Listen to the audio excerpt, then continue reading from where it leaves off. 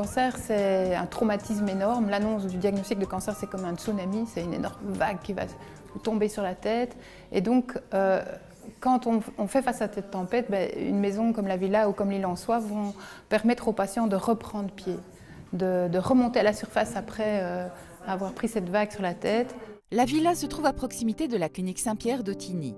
C'est l'endroit où les patients touchés par le cancer viennent se ressourcer. La maison s'inscrit dans le concept de médecine intégrative qui vise à un bien-être physique et psychologique. On est persuadé à Ottignies comme vous à Tournai que pour soigner le cancer, il ne faut pas seulement administrer la chirurgie, la chimiothérapie, la radiothérapie, mais qu'il faut prendre en charge la personne dans sa globalité. Pas seulement l'organe malade, mais tout son organisme, tout son corps, tout son vécu social, tout son stress.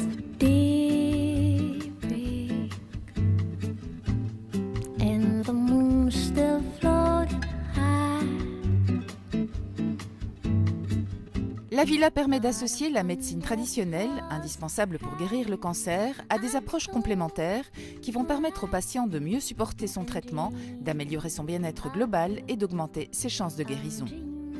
Donc en fait, moi j'ai été atteinte du cancer du sein il y a 2 ans. J'ai très fort souffert psychologiquement, émotionnellement, affectivement, socialement, physiquement, esthétiquement. Donc il y a énormément de choses qui sont atteintes. Notre identité en tant que telle est ébranlée par la dureté du diagnostic et puis ensuite de ces traitements. Et avoir une maison ressource comme la villa, c'est un des plus beaux cadeaux qu'on peut avoir dans ce type de parcours. On m'a proposé des traitements pour me soulager, me faire du bien, à tous les niveaux. Il y avait une écoute, une gentillesse, une compréhension à travers les difficultés qu'on vit et que finalement notre entourage proche ne comprend pas toujours parce qu'ils ne le vivent pas. Mais ici, il y a vraiment une profonde écoute et une attention à l'autre qui est très ressourçante en fait pour les gens atteints du cancer.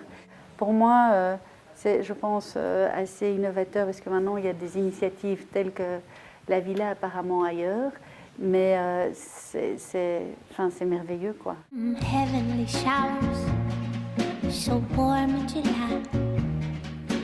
Questions are rested.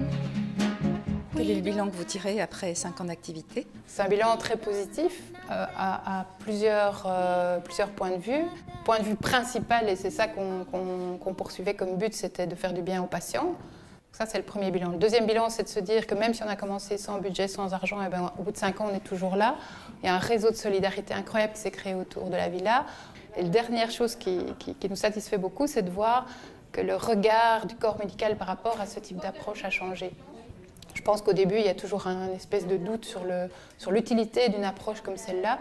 Au bout de 5 ans, en tout cas chez nous ici à l'hôpital, il n'y a plus de doute. Les médecins qui travaillent en oncologie savent que la villa fait du bien à leurs patients. Ils leur en parlent, ils les envoient systématiquement pour faire cette prise en charge globale. Donc on a convaincu qu'il y avait une autre manière de soigner le cancer que ce qu'on faisait avant.